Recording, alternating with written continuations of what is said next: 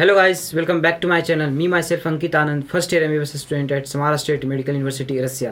कि जैसे मैंने लास्ट वीडियो में बताया था आपको कि आप रसिया कैसे आ सकते हैं एमबीबीएस कोर्स करने के लिए और क्या क्या प्रोसेस होते हैं एडमिशन प्रोसेस के लिए।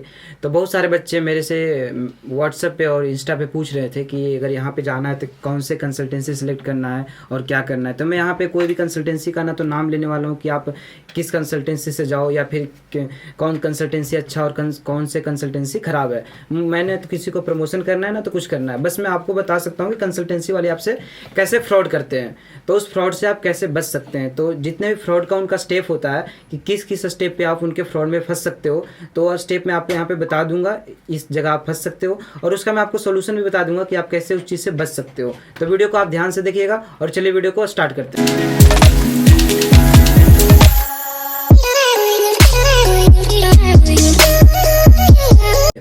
जो कंसल्टेंसी वाले का जो पहला फ्रॉड होता है वो होता है आपके जब यूनिवर्सिटी सिलेक्ट कर रहे हो तो उसमें फ्रॉड करते हैं। तो मैं पहले हमेशा बोलता हूँ अपने वीडियो में कि यूनिवर्सिटी हमेशा खुद से सिलेक्ट करना, कभी भी कंसल्टेंसी वाले के बाद पे आके यूनिवर्सिटी सिलेक्ट मत करना, क्योंकि उनको जहाँ पे ज़्यादा फ़ायदा होगा, सिंपल सी बात है, उनका बिजनेस है। हमारे लिए पढ़ाई होगा, आप अगर यहाँ पे आ रहे हो या फिर मैं इधर हूँ तो हमारे लिए ये प्रायोरिटी होता है कि पढ़ने जा रहे हैं तो पढ़ने पे पढ़ाई पे खर्च करते हैं। लेकिन कंसल्टेंसी वाले के लिए ना तो आपको पढ़ाई से कुछ मतलब ना तो कुछ मतलब, उनको सिर्फ अपना बिजनेस देखना है। तो अपना रोटी सेकने के लिए आपको गलत यूनिवर्सिटी में डालने में उनको थोड़ा सा भी टाइम नहीं लगेगा। तो जो आप यूनिवर्सिटी सेलेक्ट कर रहे हो हमेशा खुद से सिलेक्ट करना, उन पर कभी मत छोड़ना, ना तो ऐसे यूनिवर्सिटी में भेज देंगे जिसकी आपने कभी कल्पना भी ना की होगी।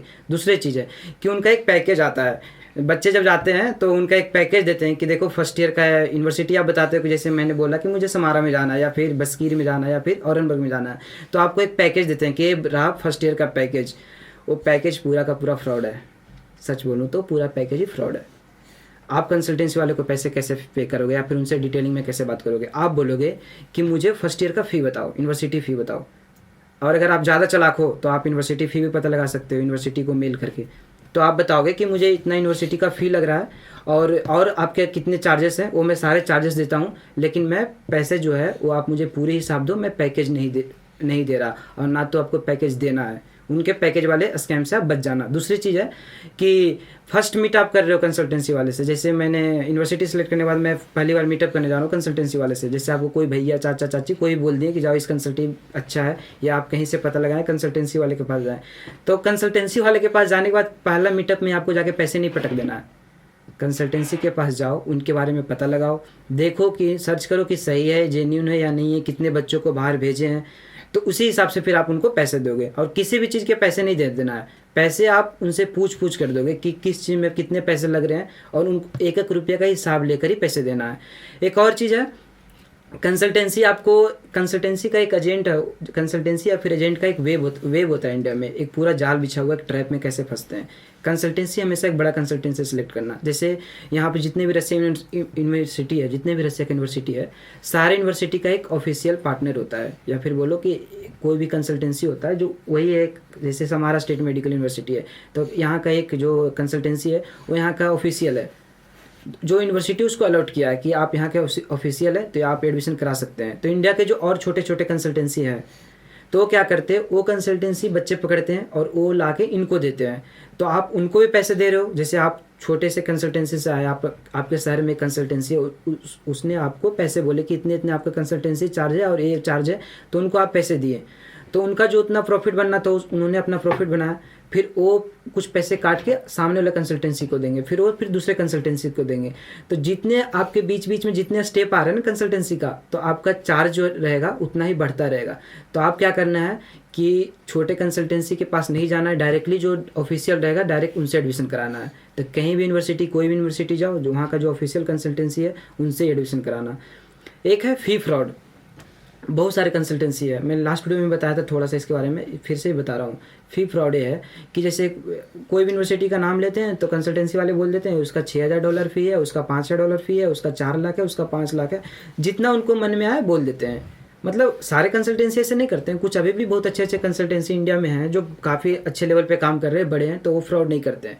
छोटे कंसल्टेंसी और बहुत सारे कंसल्टेंसी जो फ्रॉड करते हैं, तो वो वाली चीज़ें से आप बच जाना। फ़ी का कैसे देना है आपको और कहाँ से पता लगाना मैं पहले बता चुका हूँ, तो डायरेक्ट आप यूनिवर्सिटी को मेल करके फ़ी पता लगा सकते हो।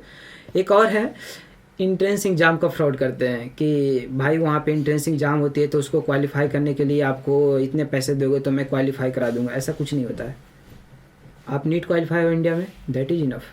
आप यहाँ पे आओ, नीट क्वालिफाई हो, आप यहाँ पे आ सकते हो। बस एक छोटा सा इंटरव्यू होता है, वो भी फॉर्मेलिटीज़ के लिए होता है। उसमें आपसे नाम पूछ लेंगे और थोड़ा बड़ा 1-2 क्वेश्चन पूछ लेंगे। अगर आप ना भी बता पाओ फिर भी यूनिवर्सिटी वाले आपको एडमिशन ले लेंगे।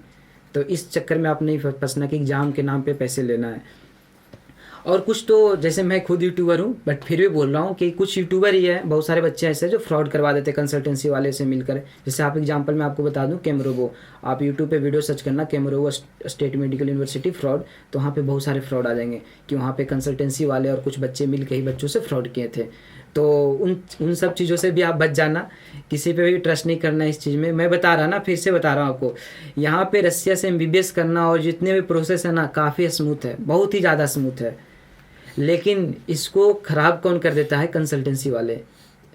क्योंकि अगर आपके ख़राब कंसल्टेंसी मिल गए तो इतना बैड एक्सपीरियंस होता है बच्चों के साथ कि मतलब सोच भी नहीं सकते, उतना इन लोग गंदा गंदा लेवल पे जाके फ्रॉड करते हैं। तो इन सब चीज़ों से आप बच के रहना। और एक और है, जो कंसल्टेंसी वाले आपसे स्वीट कोटेड बातें करते हैं ना, एकदम मीठी मीठी बात के लिए कि आपको अपने घर के ही है, लगेगा कि जस्ट ये क्या है यार, कितने अच्छे इंसान है, मैं इतना अच्छा इंसान कहाँ से मिल रहा है। सब फालतू का बात होता है। वो उनको आप अपना बिजनेस चलाना है। और जो फैसिलिटीज़ बताते हैं कि आप वहाँ पे जाओगे तो ये फैसिलिटीज़ होगा, ये होगा, वो होगा, तो उस पर आप थोड़ा सा नज़र मार लेना, या फिर जिस यूनिवर्सिटी में जा रहे हो उस यूनिवर्सिटी के स्टूडेंट से बात कर लेना और देख लेना कि वहाँ पे ऐसी फैसिलिटी है या फिर झूठ भी बोल रहा है। क्योंकि यहाँ पे ऐसे ऐसे यूनिवर्सिटी है ना, एक मतलब कुछ दिन पहले एक वीडियो वायरल हुआ था जहाँ पे एक कमरे में 12 से 13 स्टूडेंट को रखा गया था हॉस्टल के नाम पे। अब सोचो 12 से 13 स्टूडेंट, बंक बेड था उस पर, ऊपर नीचे बच्चे, इधर बच्चे उधर बच्चे, मतलब भरे पड़े थे, जानवर की तरह बच्चे रखे थे। तो आप इंडिया से ही यहाँ आने से पहले इंडिया में पूछ लेना कि कितने बच्चे का हॉस्टल है वगैरह। जैसे हम भी, मेरे रूम में हम लोग 3 लोग रहते हैं, तो हमारे इंडिया में ही बता दिया गया था कि 3 बच्चों का हॉस्टल है, वीडियो भी दिखाया गया था। तो ये चीज़ हमारे लिए सही थी, तो इसमें हमें कोई फ्रॉड नहीं हुआ था। और हॉस्टल भी यहाँ पे है ना, जैसे हॉस्टल 2 तरह के होते हैं यहाँ पे, गवर्नमेंट होते हैं, प्राइवेट होते हैं। तो हम जैसे हमारा हॉस्टल है गवर्नमेंट है। यूनिवर्सिटी यहाँ पे जितने भी रसिया में मैक्सिमम यूनिवर्सिटी है वो सारे गवर्नमेंट है, तो उनका एक हॉस्टल अलॉट करते हैं, वो हॉस्टल ही देते हैं। लेकिन कंसल्टेंसी वाले क्या करते हैं, ज़्यादा पैसे कमाने के चक्कर में खुद का एक प्राइवेट हॉस्टल अलॉट करते हैं और उसमें बच्चों को ठूस कर भर के रखते हैं।